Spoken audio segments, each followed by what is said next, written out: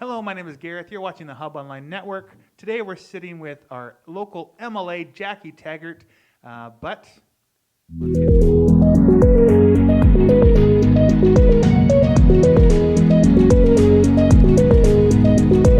it.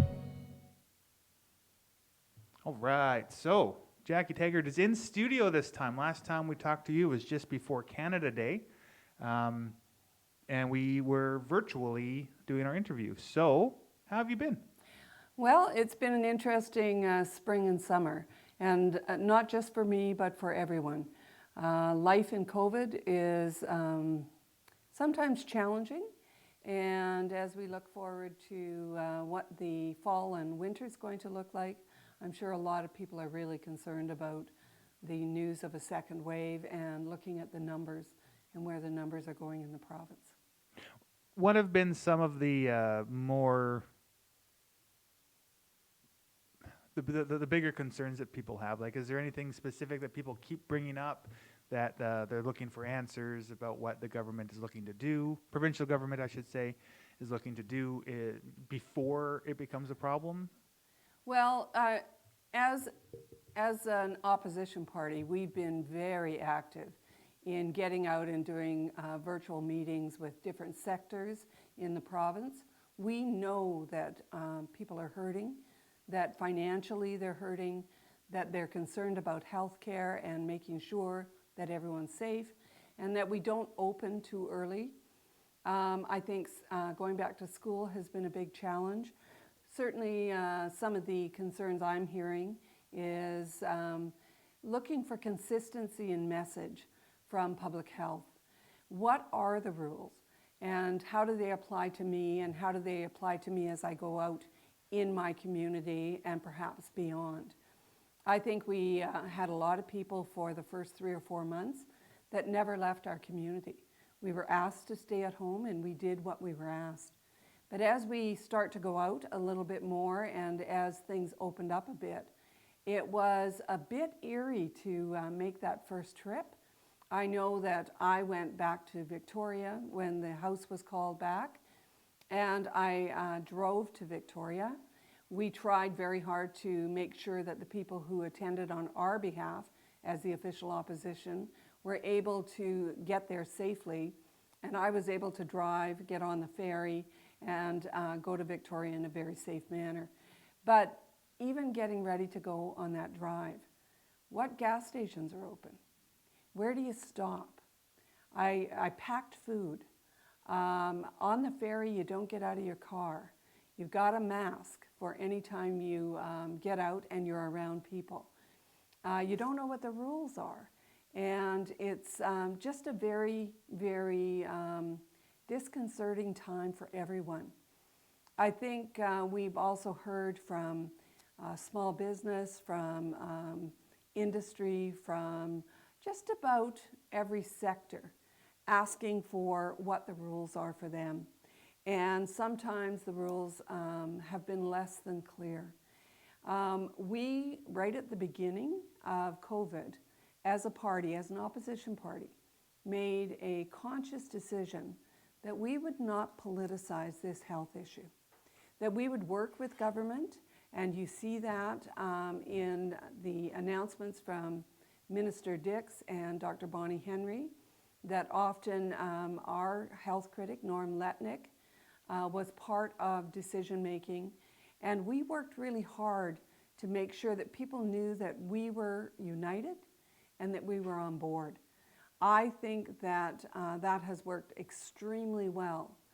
But as we look at the possibility today, and the buzz certainly in the Lower Mainland and Victoria, is that the Premier may be considering an early election. And to say that we're disappointed that he would use our actions during the pandemic to not oppose the work being done during the pandemic, and now take that and use it to perhaps call an early election, is extremely disappointing.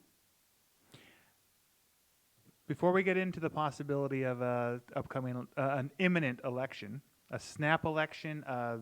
There's so many quick terms for this. Let's just clarify as to what your riding is, and what your position in the opposition. Because you've recently been appointed to a shadow minister spot. Yeah. Well, the Fraser-Nicola riding goes from just south of Hope, all the way up the Fraser Canyon, over to Goldbridge and Braylorne outside of Lillooet, north to just north of 70 Mile, over to Lac Lejeune area in the Kamloops area, and over to between Princeton and Merritt, and down to the U.S. border through Manning Park. So it is a huge and diverse riding. For the last 5 years, I've served as the caucus chair in the opposition. And as caucus chair, you actually chair caucus meetings, but you have a lot of work to do on the Legislative Assembly management team. And so I served as a senior manager in our team as the opposition, but also served on the coordinating committee for the Legislative Assembly.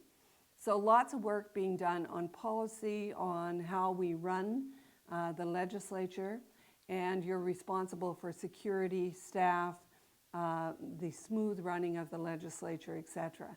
So my role was very administrative and lots of work with people. And so I had the opportunity to work with the opposition, to work with government, to work with the Greens, and at a level where we had a common interest and very different than the debate in the House. I've recently, I indicated to our leader, Andrew Wilkinson, that I was interested in doing a different role. And I am very pleased to be the critic for regional economic development and small business. I'm excited about the role because I think it'll be critically important as we look at economic recovery coming out of COVID.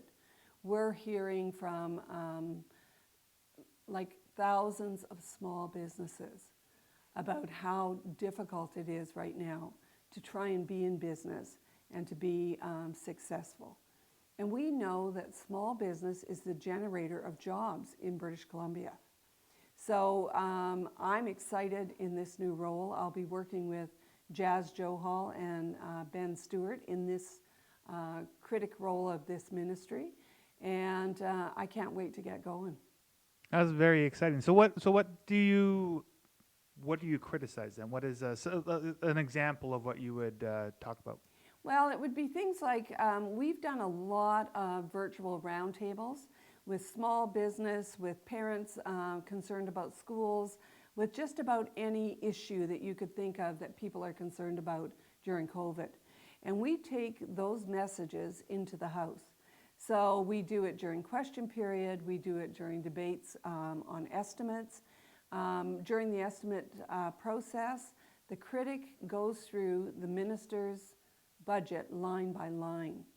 So we take the input that we hear from stakeholders and we hold government to account for what they promised and what they're delivering or not delivering. And that's an exciting role to play, particularly around regional economic development and making sure that there are plans in place, there's commitments to funding, and that we stay on track. Same with business. I think that small business, we have seen so many stories of small businesses that have been there for, mom and pop operations that have been in the community for 40, 50 years who are saying, we're just closing our doors. We've had enough. They have gone through COVID. Whether their business was allowed to be open or not, they had the overhead costs. We urged government, we urged them to forgive the PST, the employer health tax, and other taxes that government collects from small business to help them get through the summer and perhaps get some money in their bank accounts. Government refused to do that. They deferred the taxes, and we know that small business taxes are due September 30th. And I think that we're going to see a devastating number of businesses close their doors because they cannot afford to pay those taxes. Right. Just on that note, locally, businesses, the deadline is September 30th, but they don't accrue interest until January 1st. Does that mean that they have the opportunity to pay up until the end of December? I'm not clear on that. I don't know the answer to that question. I wouldn't try to tell you something I didn't know. No, fair enough. But what we're hearing from small business people are honest and straightforward, and they don't like to pay their taxes, but they like to pay their taxes on time. And so to put them in a position where they've had a very slow summer, we've had no tourists coming across the line or international, and they're struggling to pay their rent, to pay their staff, and their overhead. And so we felt that a good plan would be for the government to assist by forgiving those taxes for the 6-month period, to get them on their feet, to keep them running through the winter season. So what we're hearing from small businesses is not only did government not do that, they increased the minimum wage in June to $15 an hour. So the other thing that small business asked is, please don't increase our costs. And government ignored that also. And so we've got a lot of work to do around advocating for small businesses. So are you taking you're saying thousands and thousands of small businesses. How does that specifically affect your riding? Is there still lots of businesses in our riding that are affected by this as well? Because I know I've talked about this with other people, and like Ashcroft isn't necessarily massively affected by that specific idea. But as the riding as a whole, are you seeing lots of that in Fraser-Nicola? I think we see it depending on what your business is. Okay. We're certainly hearing from tourism-related businesses that they are devastated, that they're having difficulty, especially if your clientele is from out of country. We have seen some businesses come to us and say that they've seen an uptake when people were allowed to leave their homes, leave their communities, and vacation in British Columbia. But there are many businesses that have seen a decrease in their income by 50 to 80%. Their overhead has not changed. And so for them to survive, they're looking to government to help them through that transition. And we'll be putting ideas forward to government to ensure that happens. One of the things that small businesses have had to pick up is the cost of the public health orders. So sanitizers, masks, signage. For restaurants, many restaurants are operating at 50% of their seating capacity and still have to have staff there. So how do you make enough money to pay your overhead and your staff when you're running at 50%? And so we're listening, and we're hearing from people what the concerns are, and we're taking those to government. Beyond taxes, are there subsidies that currently any pots of money that businesses can go for to help, like a CERB or something along those lines? Some businesses would have qualified, but what we're hearing from people is that there are a number of programs that they don't qualify for. Right. And even though it was specific to assist businesses, it's not something that they've been able to qualify for. So government provided a commercial rent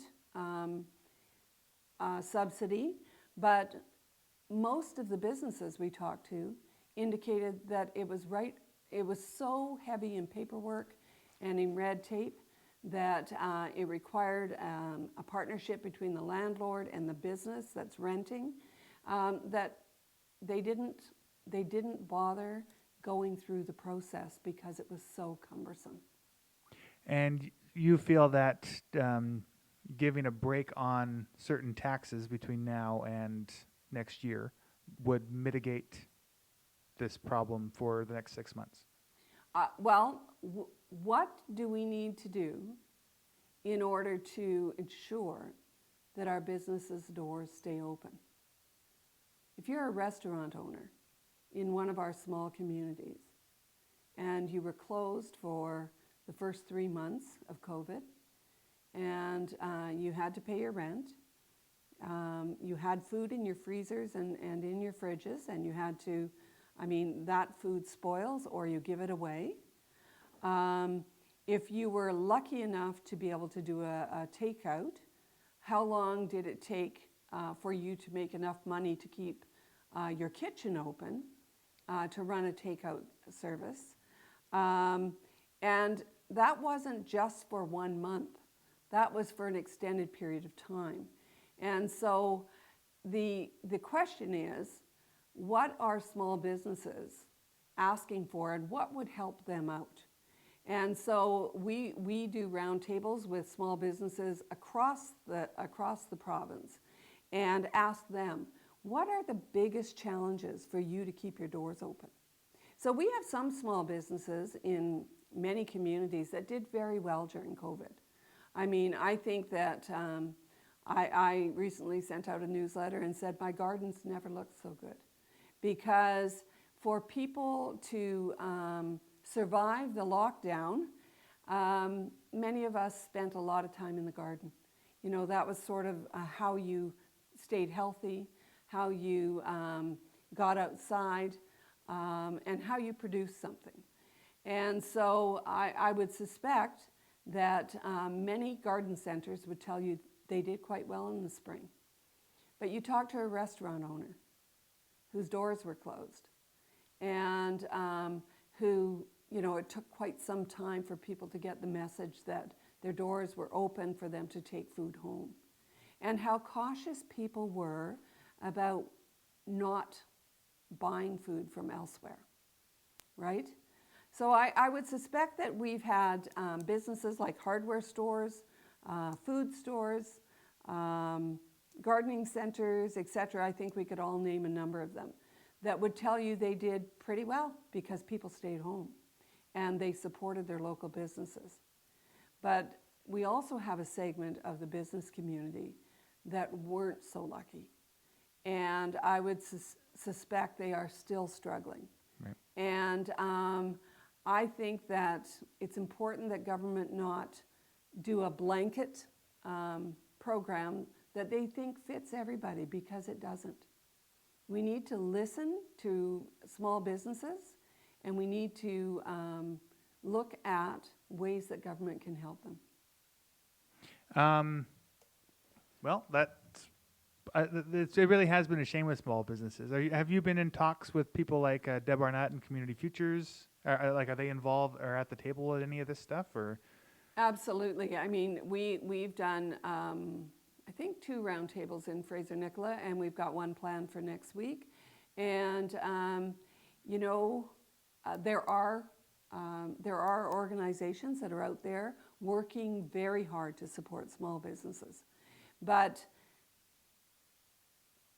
training and programs being announced, and a perception that we're helping small business when you're the small business that it doesn't fit is pretty tough. And I think it's going to be particularly difficult in the next 2 to 3 months, and tough decisions are going to be made. And I think that as local governments and as regional governments, we need to take a look at what is the impact going to be. As a local leader, have you talked to your business community? Do you have a sense of what the next 4 to 6 months looks like for them? And are there ways that you can lobby on their behalf to make sure that their doors stay open? We have seen an incredible uptake in online shopping, and we need to think about what that means in our local communities and to our small businesses.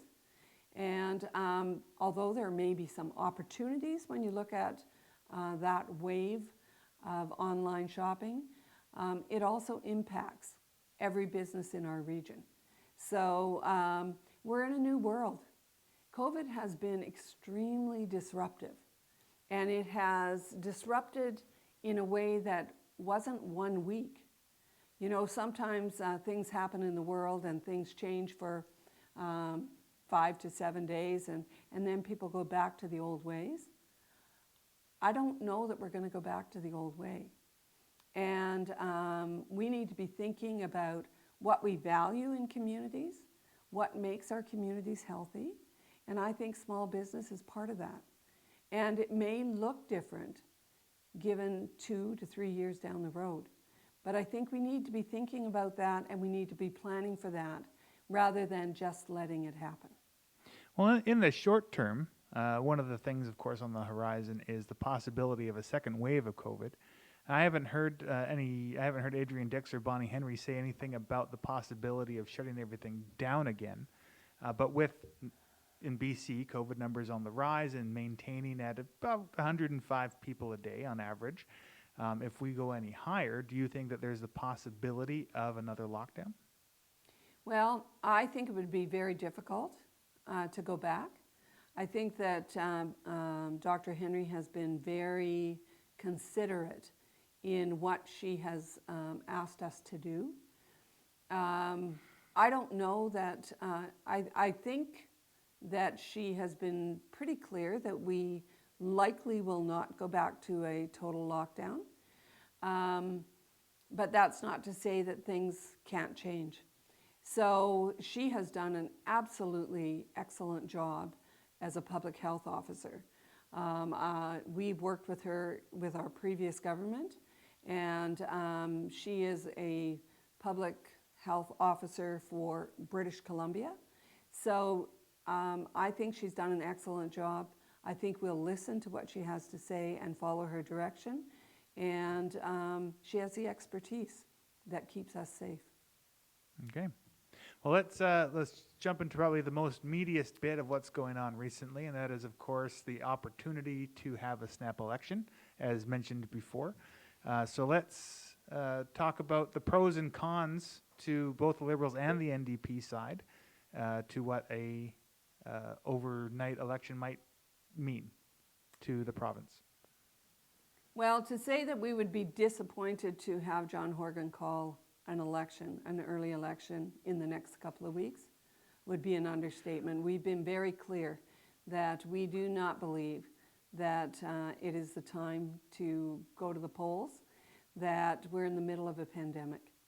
And there is no reason for John Horgan to call an election except that he's riding high in the polls and he thinks he can win a majority government. We passed legislation that set dates for elections so that this kind of discussion and disruption didn't happen anymore. And we've been following that legislation for at least 4 elections. We know when the election date is. Politics aren't played with, are we going to have an election or not? And the public knows when the election is. And so with the set dates, we do our work, we know when the election's coming, and everybody knows the rules. You can see that the last couple of weeks, the question about the election has just been riding the media waves like crazy. And it makes people go, well, why would we have an election right now? And, you know, we worked really hard as an official opposition not to politicize the pandemic, to not question and to support the work being done by Dr. Bonnie Henry and by the Premier suggesting there may be an election. You know, we trusted that that he would appreciate that we did not politicize this health crisis. And I can say personally, I'm disappointed that he's playing games at a time when he should be governing. He should be looking at the recovery. He should be looking at the unemployment numbers that we have in British Columbia. And he should be providing a plan that is 6 months overdue for how we're going to recover from COVID-19. So I've, up until today, I've actually never heard of an election being done like this. I've heard of minority governments getting in trouble and the vote of no confidence, and thus we have an election. But I've never heard of a premier calling something when everything is seemingly fine. Which the first thing that jumped to my mind, and I don't like giving a personal opinion in these things, but the first thing that jumped to my mind was, okay, so everything's going well. If we vote now, they might do better now. But is there a shoe that's going to drop if we don't vote now? Well, if I was Premier John Horgan, I'd be looking at the polling numbers. People say, there is no doubt that British Columbia has done very well through Dr. Bonnie Henry in its response to the pandemic.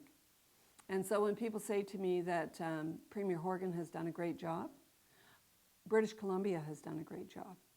And part of it is that we came together as three parties and said this is a pandemic, it is a health crisis, and we're not going to play politics with it. We are going to listen to the public health officer.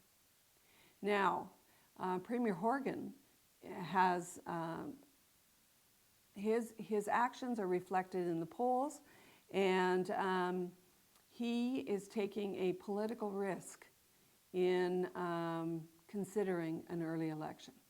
It is pure politics because we know that we are looking at a second wave coming. We know that we are $12.5 billion in debt due to the COVID outcomes and what COVID has meant to the economy. We know it could be worse than that. We also know that the unemployment is going to be huge. We know CERB is ending. We know small businesses' taxes are coming due.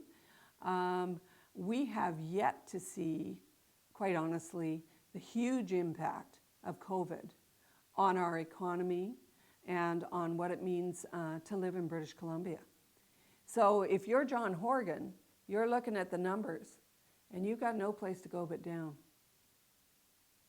And so strategically, for your own party and for nothing but politics, he is considering an early election. And he's being very coy about it. Right. And because he won't give a straight answer, it causes speculation everywhere. We don't need to be thinking about an election right now. We need to be thinking about our economy. We need to be thinking about the people who are worried about making their mortgage payments, who are worried about their kids being safe in school, who are worried about how their community is going to survive COVID. We don't need an election. John Horgan has a stable government that will be stable until there's a confidence vote. And that could be in February for the budget, but we have an election scheduled for October 2021. And it's appalling to me that he is causing this unrest during this time when there is no need. What do you think is the actual likelihood of it happening? Well, because so far you're right. He's been very coy. He hasn't been saying yes, we're going to do this, or no, we're not going to do this. Like, don't worry about it. There's going to be no election. He's always kind of going, right? Like, yep. There maybe. So, in your opinion, with the way that things are and the way that things are going, do you think it's likely or unlikely? Well, what I'm seeing is a number of NDP cabinet ministers announcing that they're stepping down. I understand, rumor has it that all government advertising stops as of midnight Sunday. And that's what happens during a writ period. Elections BC is out securing community buildings in order to have an election. They're putting their staff in place. As soon as John Horgan made a suggestion of the possibility of an election, Election BC has to kick in gear and get ready. Bonnie Henry has indicated that she has met with Elections BC and that they're preparing a plan. There's all kinds of indicators that people are getting prepared. I can tell you, we've been spending a lot of time, certainly I have, in making sure my team is ready and that we're ready to hit the ground running. But what an election will look like during COVID is another question. So I believe, when you listen to the political pundits, they're saying 80% chance of an election. And when we look at what happened in New Brunswick, that was a government that tried very hard to get a plan together to guarantee that they would not be taken down during the COVID process, and couldn't get that agreement and chose to go to the people, and they won that election. But the governing party decided there would be no door knocking. Right. Because people don't want strangers at their door during COVID. Like, what would an election look like? And so it's absolutely, I just find it unbelievable that a premier who has a stable government during a pandemic where the numbers are increasing and people are extremely concerned, that he would play around being coy about whether he's going to call an election or not. So let's assume that it does happen. And we're talking about knocking on doors and stuff. Do you have a possible plan for what you might do to circumvent knocking on doors, like cold calls, or Well, as everyone knows, during an election, for the first week you answer your phone and then you don't anymore because there's lots of phone calling. One of the challenges would be, number one, how to safely run an election, and I'm sure Dr. Bonnie Henry will require every campaign to have a safety plan. Number two, how do we ensure all of our volunteers are safe? Do we open offices, right? Because how many of the public can you have coming into an office? Not very many. Signage will be extremely important. Mail drops. It will be a different campaign. There will not be rallies. There will not be community meetings. There will be lots of technology. And there's an assumption that everybody has access to technology, when we know in rural BC particularly, we don't. And that's one of the challenges with equity in the school system as we look at kids being back in the classroom and doing distance learning. We, I think, through COVID, have realized that what we thought was adequate internet isn't. And so an election would be very virtual. It would have to be safe. It would have to be partial mail-in versus going to the polls. It would have to have lots of advanced polling. How to get your message out is going to be challenging because we know a lot of people don't have home phone numbers anymore. And how do you get people's cell numbers? It will be extremely challenging, particularly if it is on short notice. I guess the one question I haven't asked you about this is, you have alluded to it, and I'm just clarifying for the people at home. You are running again. I am running again. Yes. Awesome. And do you know who your possible, because I don't know who the Green person might be, but there's been rumor of an NDP opponent. Yes, I understand that Aaron Sam from Merit has been appointed as the NDP candidate. Word on the street is that the Fraser-Nicola is considered to be a swing riding. What are your thoughts on that term for this area? Well, it certainly has been considered a swing riding because it was represented by the NDP for 17 years. So when we won in 2013, it was quite an upset and quite a surprise. We won in 2017, and we will work very, very hard to be successful whenever the election's called. I hope that people will consider the work that's been done while I've been their MLA and take a look. And I really believe in elections and in, I appreciate that we live in a country where democracy is valued and where we have the opportunity to choose who represents us. And so to me, elections are exciting times. They're the opportunity to share with people the work we've done. And I think it's really, really important to give people a choice. So yes, I'm running, and it's because I love the work. So if you, so you're running, and let's again assume that there's an election that's going to happen in October.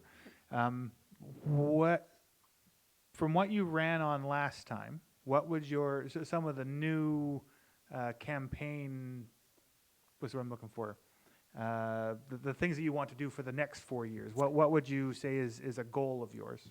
Well, you know, when I ran in 2013, one of the priorities was economic development, and particularly around the Ashcroft Terminal and support for forestry, because forestry is so incredibly important along with mining in our region. So when I look at some of the successes we've had, I think that the Ashcroft Terminal has come a long way since I first got elected. We've seen infrastructure builds throughout the riding. We've seen changes in the riding boundary. So last time when I ran, I talked about the importance of the Fraser Canyon, and that we have an absolute treasure in our riding that is so underutilized. And we've brought together the people through the Fraser Canyon, First Nations, local government, all the ministries that service the Fraser Canyon, and we've talked about economic development in that corridor.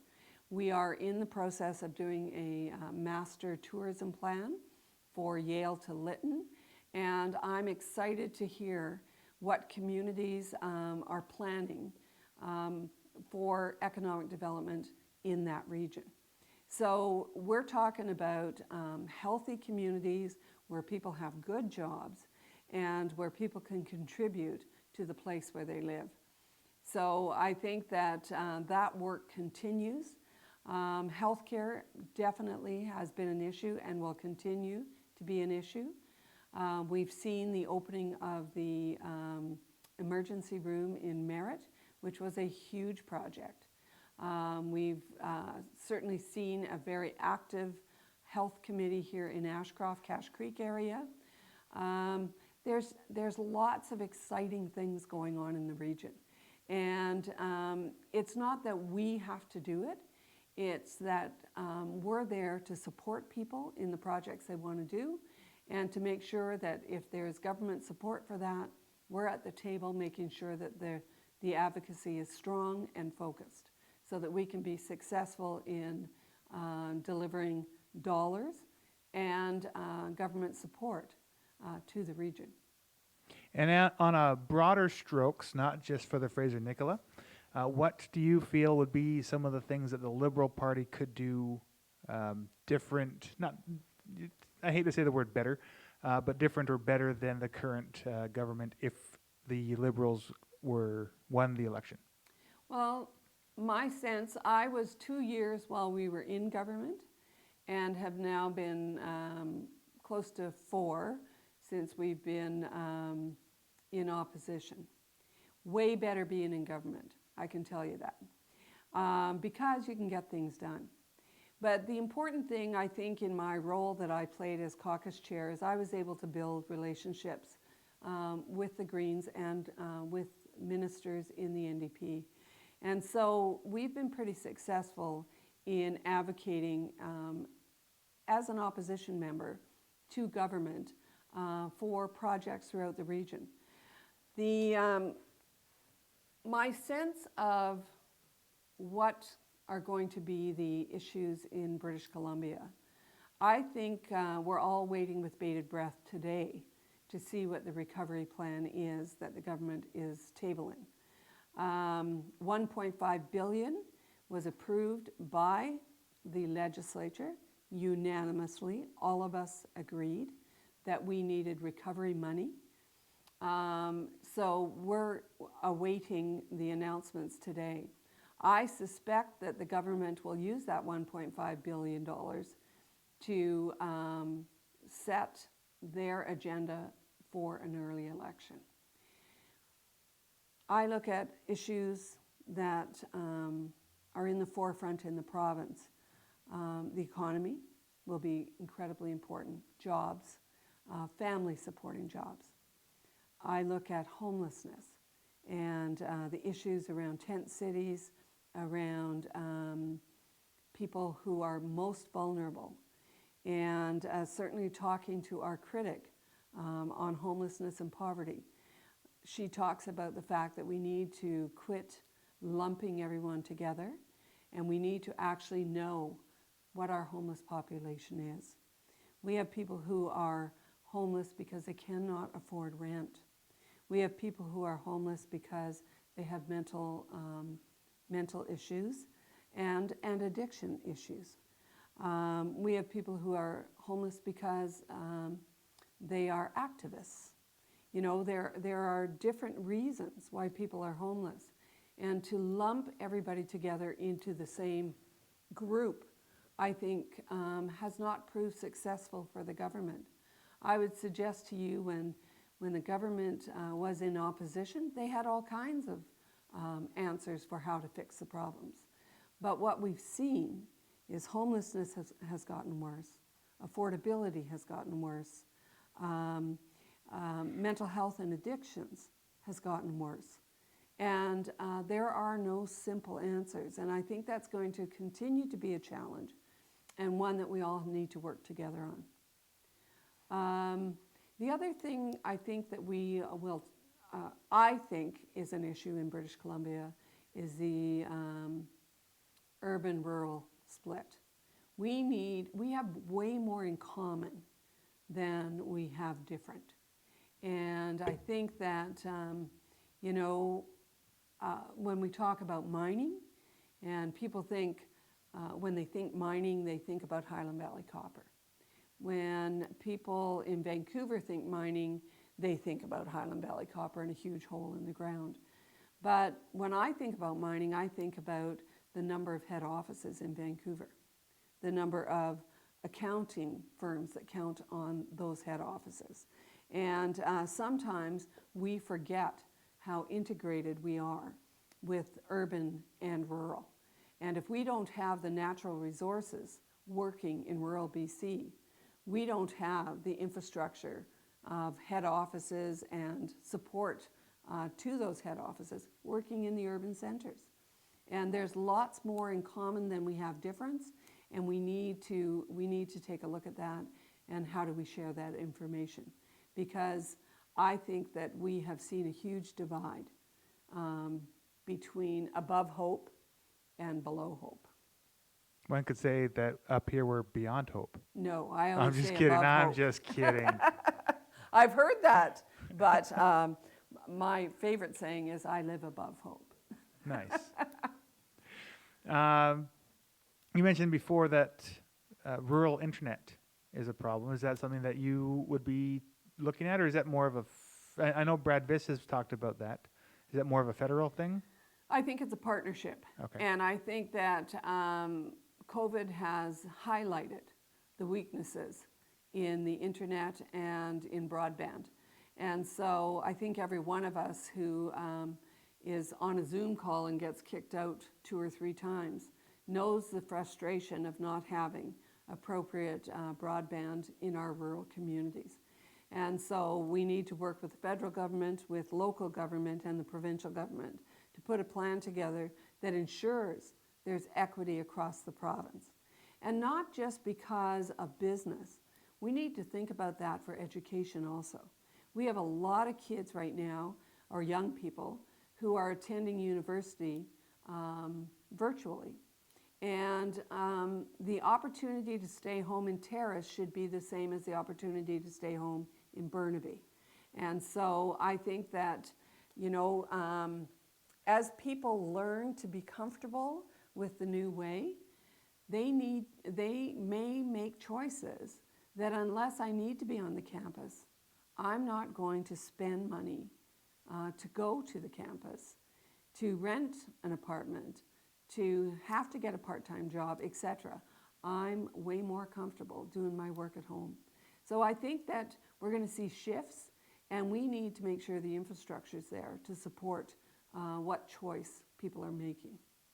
Do you think that there's room to go back to the way it was before, like back into the schools, back into whatever pre-COVID, or do you feel like it's a more natural move to go to these more virtual things for beyond the vaccine and forever?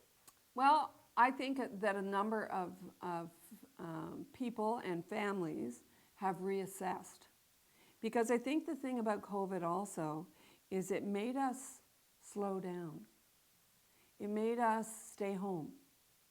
It made us eat at home. It made us not be on that treadmill where we've got 3 kids who need to be in 3 different places to play sports. It made us rethink our social interactions and how important they are. It certainly, I think, also highlighted to people that technology will never take the place of personal interaction. So I think a lot of people are reassessing lifestyle. They're reassessing whether they want to live in a place like perhaps an urban center, in an apartment that had 2 kids in it and 2 parents working, and the parks were closed. And where do you go outside? I mean, those of us in rural British Columbia really, really needed to be appreciative of the opportunities that we had during COVID and during the lockdown. So I think that there is room for some people to go back to what was normal, but I'm not sure that that's going to be the norm for everybody. Right. And I think we're going to see a lot of people take a look at how COVID affected their family and what they want their future to look like. I'm understanding from many people that I've talked to in real estate that real estate is selling like crazy because we're seeing people want to get out of the city. We talked a lot about the possibility of an election. Yep. What if there was no election? What are some of the things that you are currently working on that if there's no election you would just keep moving forward with? Or what would the NDP have? Are you privy to anything that they have in store for the province moving forward? Well, today we'll hear the recovery plan from the government, and of course we'll take a look at that and be the voice of people in communities that have concerns about that recovery plan. We'll also support good ideas. You know, if there's good stuff in there, let's get it going and let's make it happen. We have continued our work. We closed our office for a short period of time to the public. We opened again in June with safety measures from the provincial health officer. We are not doing personal meetings in our offices because of concerns about social distancing, etc. But the office doors are open and people are welcome to go in and talk to staff and talk about, drop off any issues, etc. So we're doing our work differently, but the work continues, and we've been really busy. You know, there's been lots of challenges for organizations. We're hearing from nonprofits. We're hearing from people who, you know, organizations that traditionally had fundraisers who now find themselves not able to meet their overhead because they can't fundraise. You know, we're also hearing across the province from groups that continue to want to meet in a safe way, but because of Dr. Henry's orders can't, such as large church communities. And you know, you have a church that seats 1,300 people, and they're allowed less than 50, and yet you can go into a restaurant and see, or Walmart, or Costco, and see more people than that. And so people are questioning whether there's consistency. Right. So we're hearing from those people, and we're sending those concerns forward to have them answered through our health critic. We've been really busy, and we will continue on with the Fraser Canyon project. We will continue to advocate, as I've been on UBCM calls this week and next week, as municipal governments and regional districts advocate for projects in the region.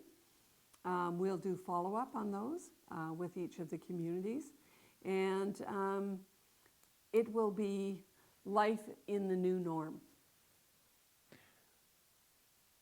So I'm going to switch gears a little bit. Yep.